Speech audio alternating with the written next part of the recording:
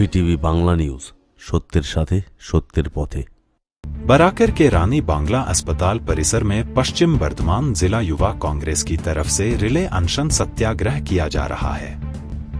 यहां पर राजा जाधव के नेतृत्व में किया जा रहा है, जिसमें कांग्रेस नेता शाह आलम, प्रसन्नजीत पुईतुंडी, एसएम मुस्तफा, काजल हड़प्पा, बाबू बनर्जी, मनीष बरनवाल, अफराज अंसारी, गोरा बनर्जी, सोमनाथ मुखर्जी शामिल है। उनकी मांग है कि रानी बांग्ला हॉस्पिटल में सेवाओं को और बेहतर करना होगा। इन्होंने 6 सूत्री मांगों के समर्थन में यह अनशन शुरू किया है।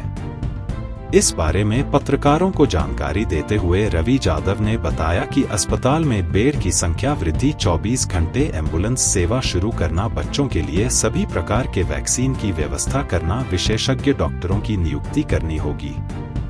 अस्पताल में आने वाले मरीजों और उनके परिवार वालों के लिए शौचालय और बैठने की व्यवस्था करना और अस्पताल में उच्च तकनीक वाले उपकरणों का इस्तेमाल करना होगा।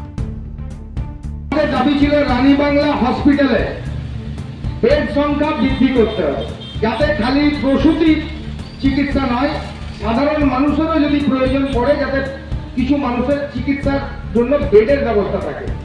এই দাবিটা আমরা করেছিলাম। সেকেন্ড দাবি ছিল আমাদের যে হসপিটাল চালাবার জন্য আমি ম্যাজিস্ট্রেট সম্মানীয় ম্যাজিস্ট্রেট সাহেবকেও বলবো যে আপনি জানেন, যদিও আপনাকে এসডিও সাহেব বলেই পাঠিয়েছেন, যেটা হচ্ছে হসপিটাল চালানোর জন্য আপনারা সবাই জানেন একটা অ্যাম্বুলেন্সের দরকার হয়। সেই অ্যাম্বুলেন্স এখানে নেই। একটা 24 ঘন্টা সার্ভিসের অ্যাম্বুলেন্স যাতে হসপিটালের সামনে থাকে, যদি কোনো ইমার্জেন্সি পেশেন্টকে নিয়ে আসতে হয় রামনগর থেকে, তাহলে তাকে যেন গাড়ির খোঁজ করতে না হয়, এই হসপিটাল থেকে অ্যাম্বুলেন্স দিয়ে সঙ্গে যাতে আনতে পারে।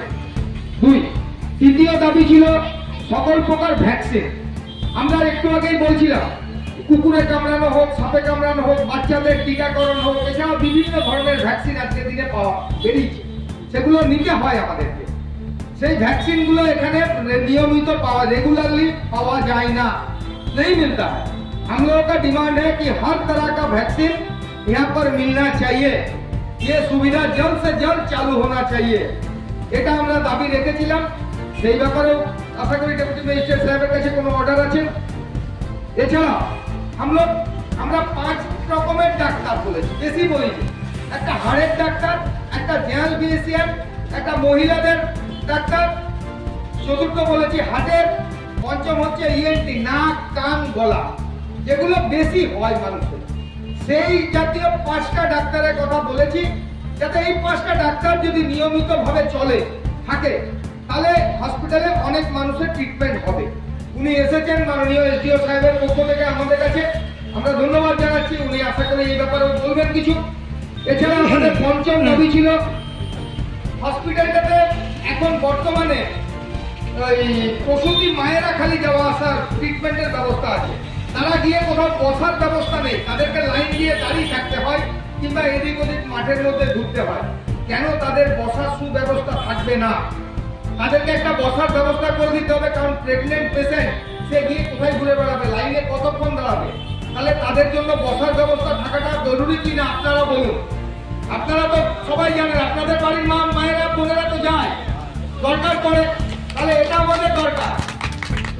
আর যেটা দরকার যে আমরা সাথে গেছি, সেখানে হসপিটালের পাশে আমরা টয়লেট করে দিচ্ছি, তাহলে হসপিটালটা একটা হাইজেনিক জায়গা, তার তো একটা নির্দিষ্ট টয়লেট ব্যবস্থা থাকবে। কেন টয়লেট হবে না? আমরা এই দাবিটা রেখেছি যে সেখানে টয়লেট এবং মায়েদের, বোনেদের এবং পেশেন্টের সঙ্গে 1-2 জন যায়, তাদের জন্য বসার ব্যবস্থা করতে হবে।